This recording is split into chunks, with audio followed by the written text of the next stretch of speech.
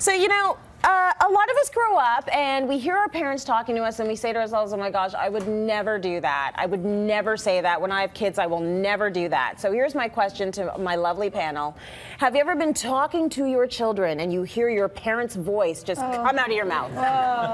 And it's stuff that you didn't think you would be saying it, but you're saying it now. Suze? I have, but I don't necessarily think that that's a bad thing. I mean, obviously it depends upon the relationship you have with your parents. But, I always remember saying I'm bored to my mom, and she'd say, okay, well then, clean your room, practice the piano, or walk the dog. Okay, well I won't ask that again. I won't come and tell you that anymore. And I use that, and it works, and they don't ask me after that. So I think that, you know what, if you retain things that, I don't know, it's a bit nostalgic too. I'm a sentimentalist. I like my parents' parenting skills. I think, they did okay, and I hope I am too. So I've passed it on, and I'm fine with it. Yeah. For me, it's the, I'll give you something to cry about.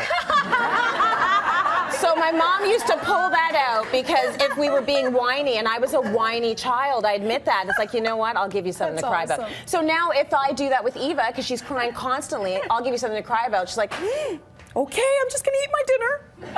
And she's never said, well, what then? I know. She hasn't called me on my bluff, but the bluff could be, we're not reading books tonight. Like, they see that as major punishment in my house. I'm taking away your books tonight. Good for you. I'm not going to read you a story. You're not going to get dessert on the weekend. Your play date is canceled. All of that stuff, they're great threats with my kids. Like, they're 4 and 6. These are big deals, right? Yeah, for sure. Okay, Sandy.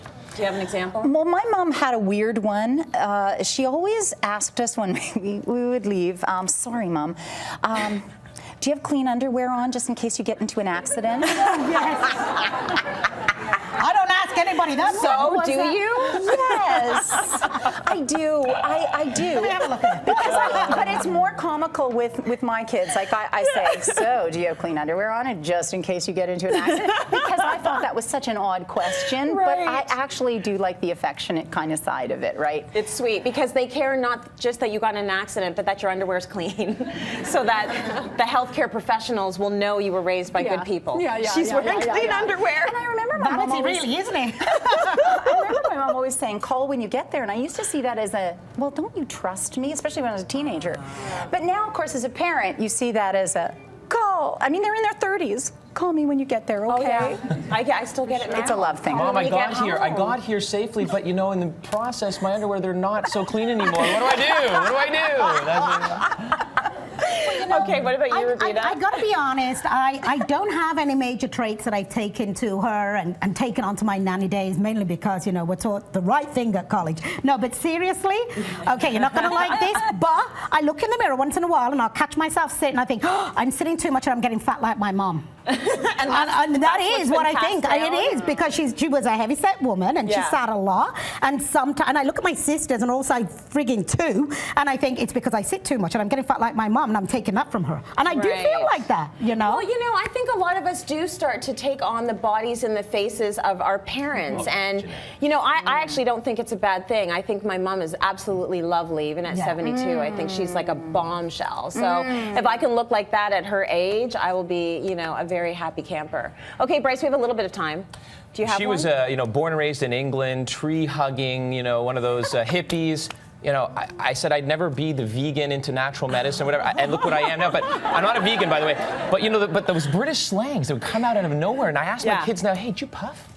And what that means is, did you pass gas? And they're like, what are you talking about? Like, did you puff? And I say stuff like that all the time. Do you pick up all your bits and bobs? Yeah, They're like, Dad, I picked up my bits and bobs. My room's clean, and that's what she'd say to us all the time. It's coming out now. Oh, that's very cute.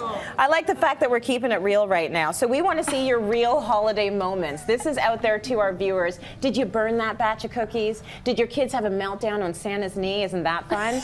Share your photos and stories with us by tweeting at CitylineCA or posting on our Facebook page, facebook.com/CitylineCA. Here's my real moment. This is the picture of my kids before picture day when I sent them out the door. And the other picture is the after. Yes, her dress is ripped like she got in a barroom brawl. There's a sticker on her face, and my son has no bow tie. Neither of them are wearing shoes or socks, and they're so happy. I'm like, what happened? I posted that on Instagram, and every parent could relate. So please send us your photos. We want to see them.